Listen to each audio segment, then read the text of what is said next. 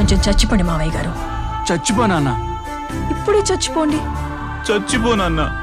మీకు తెలియకుండానే మీ ప్రాణం పోయేలా చేస్తామండి.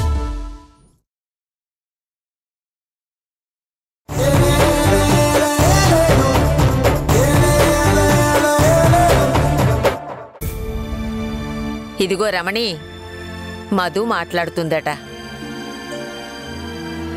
మధు, అక్కను చూసావంట?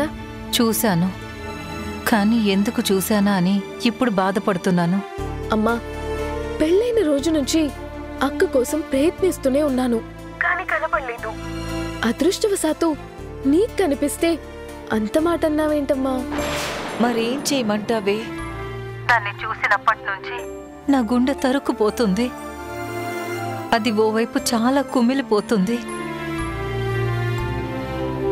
ఆ విషయాన్ని తీసుకొచ్చి మీ నాన్నకి చెప్తే మీ నాన్న ఆయన పంతంతోనే ఉన్నారు, దాన్ని క్షమించలేనంటున్నారు.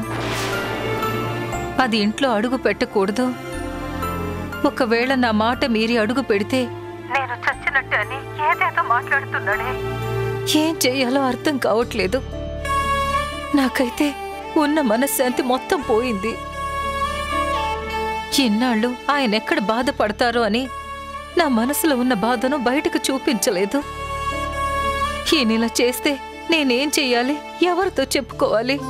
అలా ఏం కాదమ్మా, నువ్వు నాకు చెప్పావు కదా, అక్కతో నేను మాట్లాడతాను, నాన్నకి నేను సర్ది చెప్తాను, నువ్వేం మనసులో పెట్టుకోకుండా ప్రశాంతంగా ఉండు.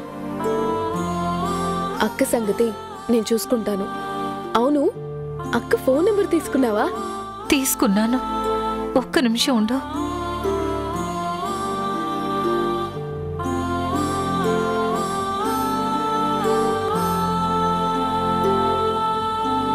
సరే అమ్మా, అక్కతో నేను మాట్లాడతాను. దీని గురించి నువ్వేం బెంగ పెట్టుకోకు, సరేనా? సరే మధు. సరే, ఉంటానమ్మా.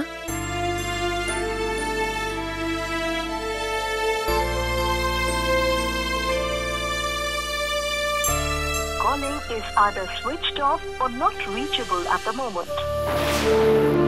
Switch off వస్తుందేంటి?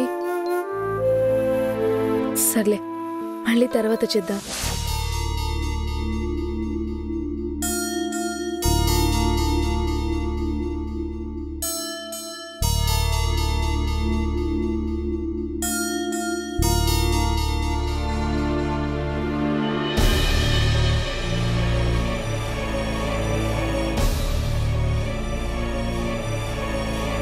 నాన్న, టీ తీసుకోండి.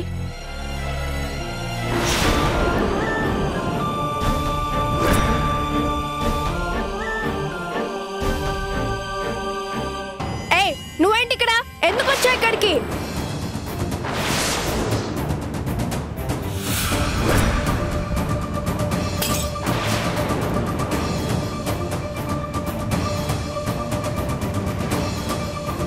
నీకే చెప్తుంది, ఎవరి కోసం వచ్చావు? వెళ్ళిక్కడి నుండి. పెళ్లికి ముందు నుంచే నీకెన్నోసార్లు చెప్పాను, ఎన్నో రకాలుగా చెప్పాను, ఈ ప్రేమ గిమ వద్దు, నాన్నకి తెలిస్తే తట్టుకోలేరని. దయచేసి ఇలాంటి పనులు చెయ్యొద్దు అని నెత్తి నోరు కొట్టుకొని మరీ చెప్పాను కదా. పెళ్లి పీట్ల వరకు తీసుకుని వెళ్ళి నీ దారి నువ్వు చూసుకుంటే ఇంట్లో వాళ్ళు ఏమైపోతారా అని ఒక్కసారి కూడా ఆలోచించలేకపోయావా? అమ్మ నాన్న రోజు ఎంత కుమిలిపోతున్నారో తెలుసా నీకు? వాళ్ళని చూస్తూ మేమెంత కుమిలిపోతున్నా అర్థమవుతుందా? మళ్ళీ ఏం మొహం పెట్టుకొని వచ్చావే? మేం ప్రాణాలతో ఉన్నామో చచ్చామో అని చూడటానికి వచ్చావా? నేను తప్పు చేశాను, నన్ను క్షమించండి. ఎవరు నువ్వు? నీకు నాకు ఏంటి సంబంధం? నా పాదాలు తాకటానికి నీకు ఏం అర్హత ఉంది? నేను మీ పెద్ద కూతుర్ని నాన్న. నాకు అలాంటి వాళ్ళు ఎవరూ లేరు, ఎప్పుడో చచ్చిపోయారు.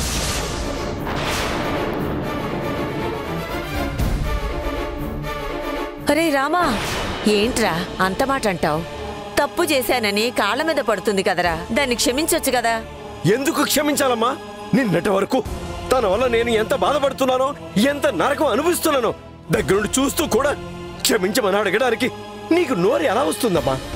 ఎంత కాదనుకున్నా అది నీ బిడ్డ కదరా. ఏదో తెలుసో తెలియకో తప్పు చేసింది. నువ్వేం చెప్పకమ్మా, తెలియక చేస్తే ఆ తప్పును క్షమించొచ్చు కానీ మనందరి కళ్ళు గప్పి ఎవరినో ప్రేమించింది. నేను సంబంధం కుదిర్చినప్పుడు కూడా అడిగాను, ఇష్టమే అని తల ఊపింది. ఆ తర్వాత కదా నేను పెళ్లి ఏర్పాట్లు చేశాను. పెళ్లి నిశ్చయమై బంధుమిత్రులందరికీ పెళ్లి పత్రికలు పంచి పెళ్లిపేట్ల వరకు వచ్చింది. అంటే అన్ని రోజులు మనసులో ఒకరిని పెట్టుకొని మనల్ని మోసం చేస్తూ మనకు ద్రోహం తలబెడుతూ అన్యం పుణ్యం ఎరిగిన అమాయకురాల్లా నటించి నట్టేట ముంచేసింది. ఇదంతా తెలియకుండా చేసిన తప్పేనమ్మా? ఒక క్షణంలో జరిగింది కాదు కదా. దాదాపు నెల 2 నెలల పాటు దాని పన్నాగాలు పన్నుతూ మన పరువు తీయడానికే అలాంటి పని చేసింది. నన్ను చంపేసి వెళ్ళిపోయింది.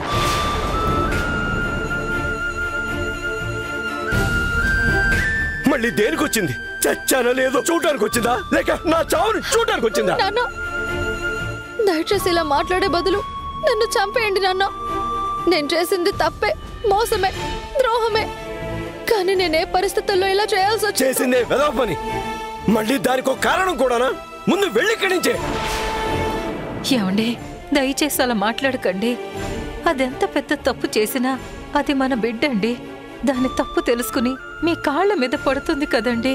పిల్లలు చేసిన తప్పుల్ని కన్నవాళ్లే క్షమించి చేరదీయకపోతే ఆ పిల్ల బతుకేమవుతుందో ఆలోచించారా? ఆ పిల్లకి కష్టం వస్తే ఎవరితో చెప్పుకుంటుంది? ఎవరి దగ్గరికి వెళుతుంది? బాగా మాట్లాడుతున్నావు రమణి. కన్న తల్లిదండ్రుల కంటే వేరే ఎవడో ముఖ్యమైన వెళ్ళిపోయింది కదా, అక్కడే చూసుకోమని. ఏమైనా కన్న తల్లిదండ్రుల కంటే వాడు బాగా చూసుకుంటాడనే కదా వెళ్ళిపోయింది. ఇటు రావడానికి కానీ మన ఇంటి వైపు చూడటానికి కానీ వీల్లేదని చెప్పి పంపించాయి. నాన్న, మీరు నన్ను క్షమించానని చెప్పే వరకు నేను ఇక్కడి నుంచి కదలను. నేను ఇక్కడే ఉంటాను. వెళ్ళవా? నన్ను క్షమించానని చెప్పండి, నేను వెళ్తాను. మర్యాదగా చెప్తున్నాను, వెళ్ళి ఇక్కడి నుంచి. నేను వెళ్ళను నాన్న. వెళ్ళవా? అరే రామా,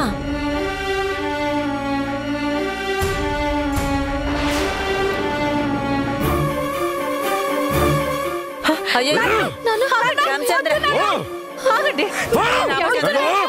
నా కళ్ళ ముందు నిలబడుకో. వదలా. ఆగరా. నువ్వు జోక్యం చేసుకోకు. నువ్వు ఇక్కడి నుంచి వెళ్ళకపోతే నా తల నరుక్కొని చచ్చిపోతా.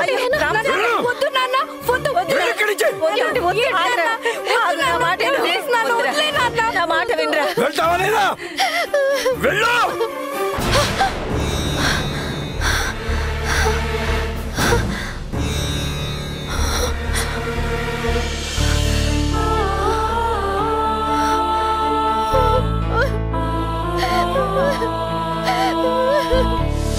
దేవకి, దేవకి, దేవకి. అరే, ఏమైందండి మీకు?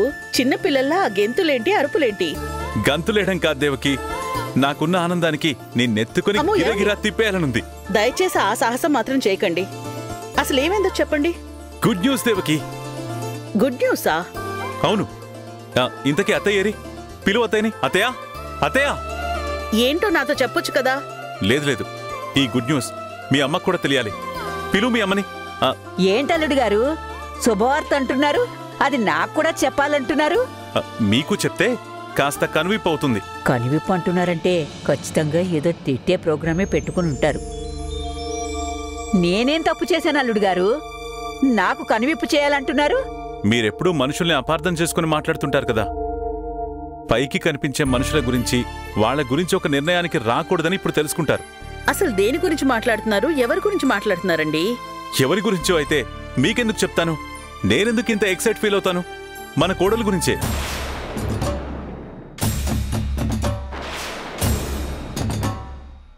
మధు గురించా? అవును. నాతో సహా మీ అందరికీ మధు గురించుండే ఒపీనియన్ ఏంటి? ఒక మిడిల్ క్లాస్ అమ్మాయి, మన ఫ్యామిలీకి తగ్గ అమ్మాయి, అందర్నీ అర్థం చేసుకుని, ఎవ్వరినీ నొప్పించకుండా, ఎవరేమన్నా నొచ్చుకోకుండా ఫ్యామిలీని చక్కగా నడిపించగల మంచి కోడలు, అంతే కదా? అవును. అంతకు మించి ఏముంటుందండి మధు గురించి? ఉంది మరి. ఇవాళ మధు ఆఫీస్లో ఏం చేసిందో తెలుసా? ఏం చేసిందండి? మన కంపెనీలో 6 months బ్యాక్ ఒక న్యూ ప్రోడక్ట్ని లాంచ్ చేశాను దేవ్కి. అది మార్కెట్లో సరైన రీచ్ లేకపోవడంతో సేల్స్ లేక ఆల్మోస్ట్ అంతా లాస్ అయిపోయాం. ఆ కారణంగా నందు మార్కెటింగ్ డిపార్ట్మెంట్తో మీటింగ్ కండక్ట్ చేసి అందరి మీద చాలా ఫైర్ అయిపోయాడట. ఆ లాస్ నుండి ప్రాఫిట్ వైపు ఎలా వెళ్ళాలి, ఆ ప్రాబ్లంని ఎలా సాల్వ్ చేయాలనే డిస్కషన్ వచ్చినప్పుడు అక్కడున్న వాళ్ళందరూ ఏం చేయాలో తెలియక జుట్టు పీక్కుంటూ ఉంటే నందు ఫైర్ అయిపోయాడట. అప్పుడక్కడే ఉన్న మన కోడలు చాలా సింపుల్గా తెలివిగా ఆ ప్రాబ్లంకి ఒక సొల్యూషన్ చెప్పిందంట. మధు చెప్పింది గనక ఇంప్లిమెంట్ చేస్తే 1 మంత్లోనే ఆ ప్రోడక్ట్ రీచ్ మారిపోయి దాని ఫ్యూచరే ఓ రేంజ్లో ఉంటుందట. అసలే మాత్రం బిజినెస్కి సంబంధించిన బ్యాక్గ్రౌండ్ లేకుండా, కనీసం ఎక్స్పీరియన్స్ లేకుండా సింపుల్గా అంత పెద్ద ప్రాబ్లంని సాల్వ్ చేసిందనేసరికి ఆ మీటింగ్లో ఉన్న వాళ్ళందరూ మూకుమ్మడిగా క్లాప్స్తో అప్రిషియేట్ చేయడమే కాకుండా మధు ఇచ్చిన ఐడియాని ఇంప్లిమెంట్ చేద్దామని డెసిషన్ తీసుకున్నారట. ఈ విషయంలో నందు కూడా చాలా హ్యాపీగా రియాక్ట్ అయ్యాడట దేవకి. ఇదంతా రూతర్ ఫోన్లో చెప్తుంటే నాకు గూస్ బంప్స్ వచ్చే దేవకి. అసలు ఆ నిమిషానికి నేనెందుకు అక్కడుండి స్వయంగా చూడలేకపోయానని చాలా ఫీల్ అయిపోయాననుకో. మన కోడల్ని తలుచుకుంటుంటే నాకు చాలా ప్రౌడ్గా ఉంది దేవకి. నేనున్నంతకాలం నందుకి సహాయంగా నిలబడి ఈ బిజినెస్లన్నీ సక్సెస్ఫుల్గా రన్ చేశా. నా తర్వాత నందు మీదే రెస్పాన్సిబిలిటీస్ మొత్తం ఉంటాయి. పాపం ఒక్కడే ఎలా డీల్ చేస్తాడని బాధుండేది.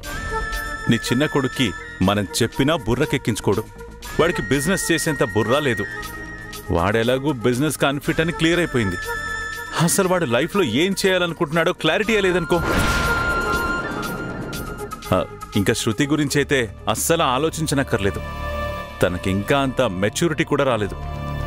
ఫస్ట్ ఫ్యామిలీ మెంబర్స్తో ఎలా మాట్లాడాలో కూడా తెలీదు. తన ప్రపంచమే వేరు. నెక్స్ట్ పరిస్థితి ఏంట్రా అనుకుంటున్న టైంలో దేవుడు చూడు ఈ ఇంటికి మంచి కోడలతో పాటు బిజినెస్లో వాడికి తోడుగా నిలబడగలిగే అమ్మాయిని పంపించాడు.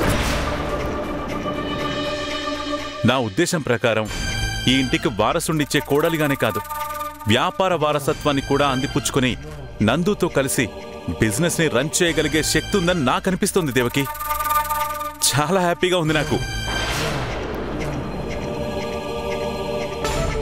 అత్తయ్య గారు, ఎప్పుడు ఎవరిని వాళ్ళెక్కడి నుంచి వచ్చారు, ఏం చేయగలుగుతారు అని తక్కువ అంచనా వేయకండి. నేనెవరిని తక్కువ అంచనా వేశాను అల్లుడు గారు? మధుకి సంబంధించినంత వరకు కొన్ని విషయాల్లో మీకు చిన్న చూపు ఉంటుంది. దయచేసి అది మార్చుకోండి. అర్థమైందా?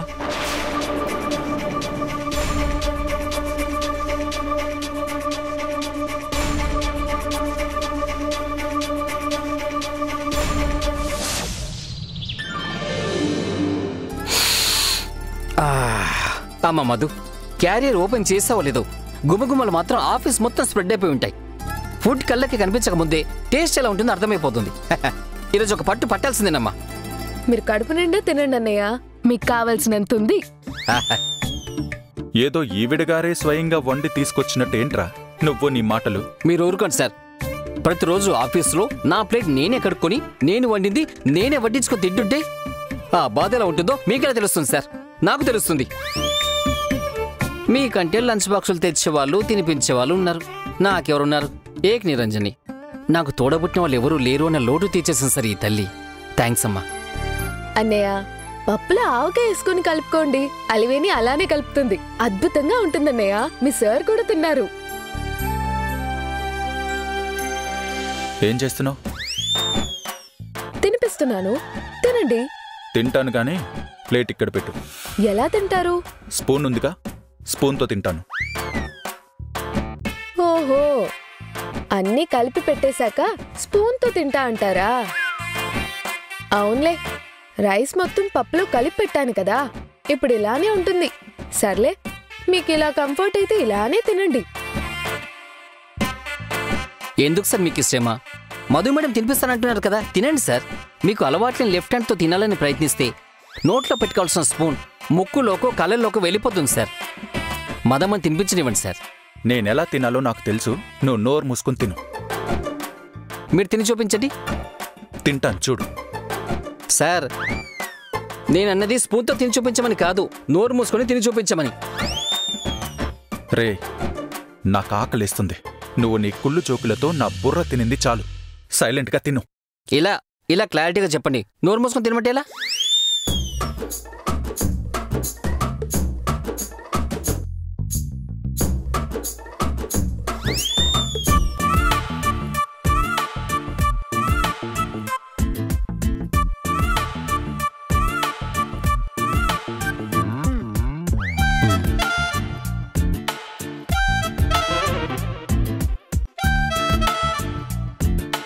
సార్, అన్ని వంకర్లు తిరుగుతూ తినకపోతే ఏంటి సార్?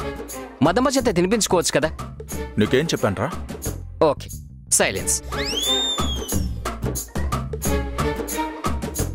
మాకు దిష్టి పెడుతూ కూర్చోకపోతే నువ్వు తినొచ్చు కదా.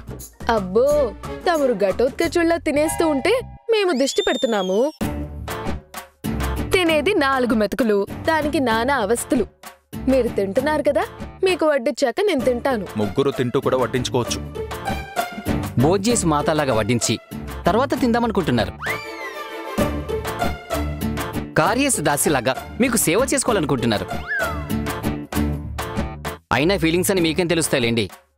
కనీసం తింటున్న ఫుడ్లో అయినా ఉప్పు కారం ఉన్నాయో లేదో తెలుస్తుందా లేదా? నాకెందుకు తెలియవురా? తమరికి పెద్ద టేస్ట్ ఏమేడ్చింది కనుక.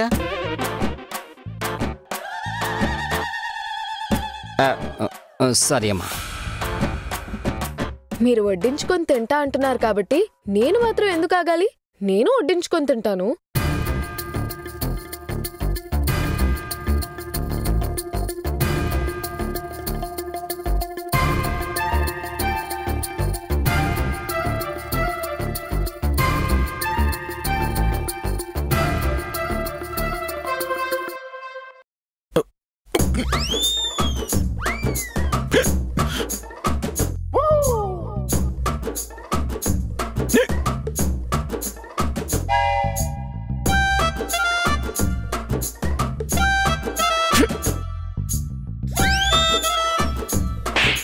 కొడతారేంటి? కన్సర్న్తో కొట్టాను. మళ్ళీ ఎప్పుడో ఒకప్పుడు మీకెక్కిళ్ళు రాకపోవు. అప్పుడు నా కన్సర్న్ ఎంత బలంగా ఉంటుందో చూపిస్తాను.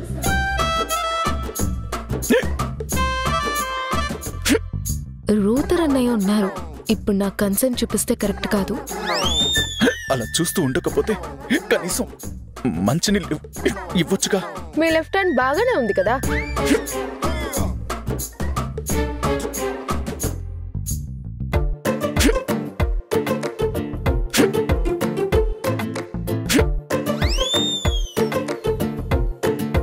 అవును, మీకెందుకు అస్తమాను పొలమారుతూ ఉంటుంది? ఏదైనా ప్రాబ్లమా? తమరు పక్కన కూర్చుని తిట్టుకుంటూ ఉంటే పొలమారదా మరి? హలో మాస్టరు, నేనేం తిట్టుకోవట్లేదు. మీ అమ్మగారు తలుచుకుంటున్నారేమో.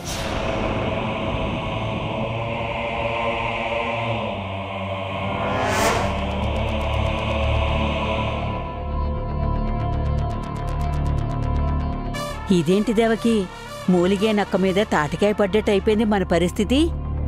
ఆ మధు నందుకి తోడుగా ఆఫీస్కి వెళ్లడంతో 24 గంటలు వాణ్ణి అంటి పెట్టుకుని ఉంటుంది. వాడికి ఇంకా దగ్గరైపోతుందని కంగారు పడిపోతుంటే అది ఆఫీసులో అంత పెద్ద బిజినెస్ వ్యవహారాన్ని చక్కబెట్టి అక్కడ కూడా పాగా వేసింది. అసలు దాన్ని చూస్తే అంత బుర్రన్నట్టు కనపడదు. ఏదో వసపిట్టలా వాగుతుంది. తేడా వస్తే రౌడీలా విరుచుకుపడుతుంది అనుకున్నామే గాని అసలు ఇన్ని తెలివితేటలుంటాయని అనుకోలేదు. దానికి మార్కెట్కి వెళ్ళి కూరగాయలు కొనడం కూడా చేత కాదేమో అనుకున్నాను. దాని మొహం చూస్తే అలా కనిపిస్తుందా చెప్పు? అమ్మా, నువ్వు నేను తడిగుడ్డతో గొంతులు కోసేయగలం, కానీ మన మొహాలు చూస్తే అలా అనుకుంటారా ఎవరైనా? మీ అల్లుడికి ఆల్రెడీ తన మీద మంచి అభిప్రాయం ఉంది. ఇప్పుడు ఈ వ్యాపారంలో ప్రాబ్లం సాల్వ్ చేయడంతో ఆకాశానికి ఎత్తేసి మాట్లాడారు. అవును దేవకి, అల్లుడు మాట విన్నప్పటినుంచి కంగారుగా ఉంది. ఆ ఆనందంతో పాటు దాన్ని వ్యాపారాలకి ఎక్కడ వారసురాల్ని చేస్తారేమోనని టెన్షన్తో చచ్చిపోతున్నాను. ఒకవేళ అదే గనక జరిగితే నా కూతురు కొడుకు డమ్మీలైపోతారు. పరిస్థితి అంతదాకా రాకుండా చూసుకోవాలి. ఆ ప్రమాదం రాకముందే వెంటనే ఏదో ఒకటి చెయ్యి దేవకి. ఏం చేయాలో పాలుపోవడం లేదమ్మా. ఈ యావదాస్తికి నా కొడుకు కూతురే వారసులవ్వాలి. ఈ పరిస్థితిని చక్కదిద్దడానికి ఎటువైపు నుంచి నరుక్కు రావాలో అర్థం కావడం లేదు.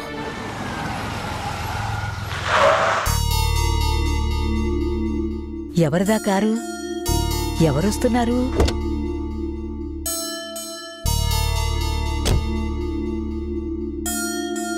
ఆ మూర్తి కూతురు వస్తుందేమిటి దేవకి?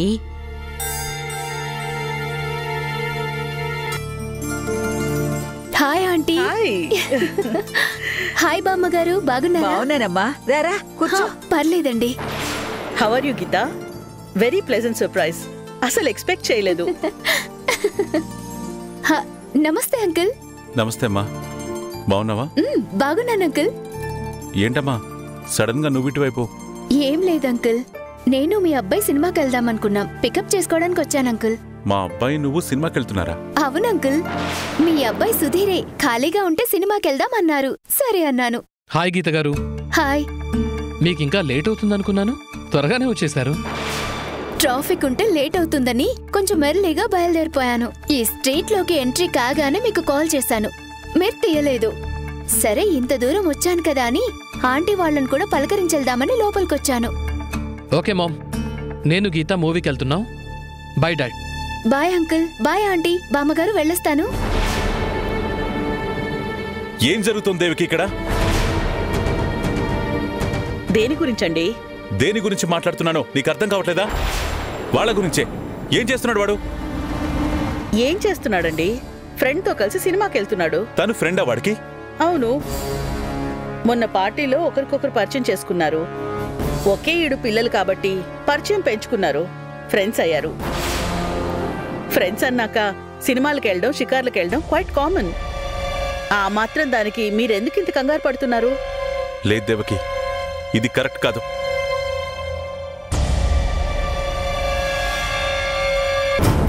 ఫోన్ తెగ ట్రై చేస్తున్నావు, ఎవరికి? మా అక్క ఇందుకి. అసలు మా అక్క తనకు తాను నిర్ణయం తీసుకొని పీటల దాకా రానిచ్చి పారిపోయి ఉండదు. వేరే ఎవరో మా అక్కని ఇన్ఫ్లుయెన్స్ చేస్తుంటారు. కనీసం మా అక్క తను కావాలని చేయలేదు, పలానా కారణంతో పారిపోవాల్సి వచ్చిందని తెలిస్తే మా నాన్నకు సర్ది చెప్పొచ్చు. అందుకోసమైనా ఏం జరిగిందని తెలుసుకోవాలి. మా అక్క పారిపోవడానికి కారణం ఎవరో తెలిస్తే అస్సలు విడిచిపెట్టను.